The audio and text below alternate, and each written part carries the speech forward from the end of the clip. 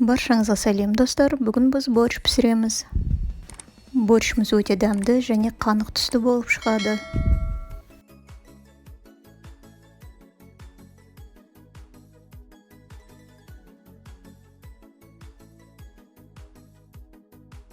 Ең алдымен етті пісіреміз. Ет міндетті түрде сүйегі болу керек.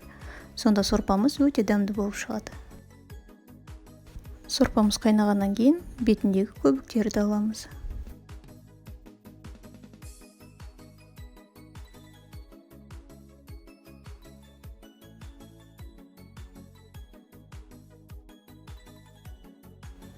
Талғамымыз бойынша тұздаймыз. Етімізді баяу отта 1,5 сағат қайнатамыз. Жуамызды майдалап тураймыз.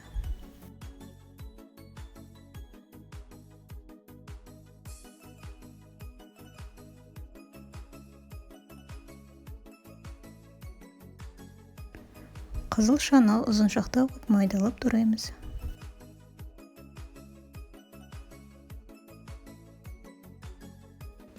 Картопты тураймыз.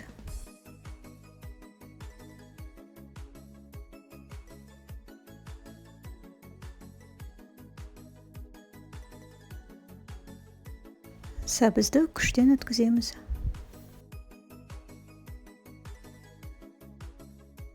Қырыққабатты майдалап тураймыз.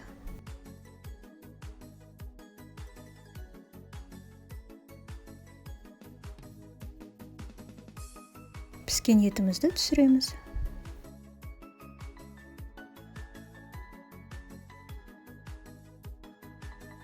Сорпамызға картопты саламыз. Сорпамыз қайнағаннан кейін қызылшаны қосамыз. Картоп пен қызылша піскенге дейін қайнатамыз. Піскен етімізді майдалап тураймыз.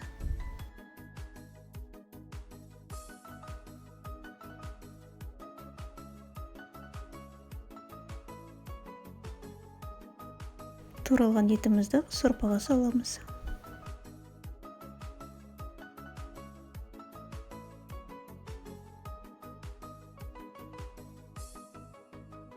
Қуырмамызды, яғни зажарканы дайындаймыз. Ысып тұрған табаға шамалы сұйық май қоямыз. Майымыз ысығаннан кейін жуаны салып қуырамыз.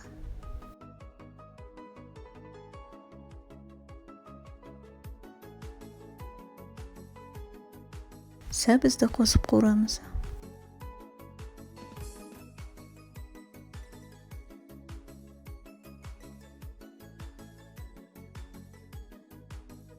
Болгар бұрышын қосамыз. Менде қысқа дайындалған қатырылған болгар бұрышы.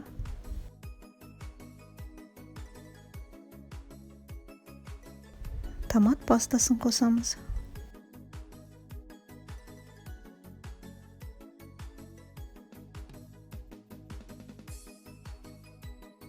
Картоп пен қызылша піскеннен кейін сорпамызға қырыққабатты қосамыз.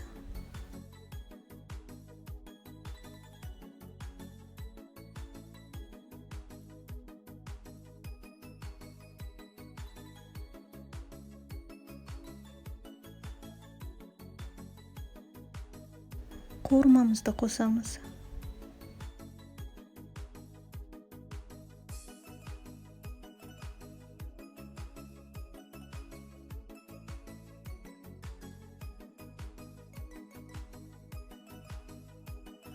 Борщымыз қайнағаннан кейін өзіміздің татымыз бойынша тұзды қосамыз, лавровый лист және қарабұрыш қосамыз.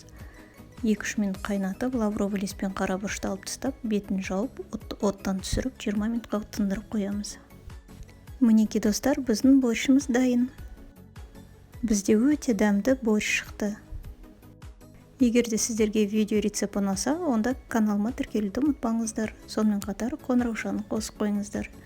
Келесі видео рецепті кездескенше сау болыңыздар.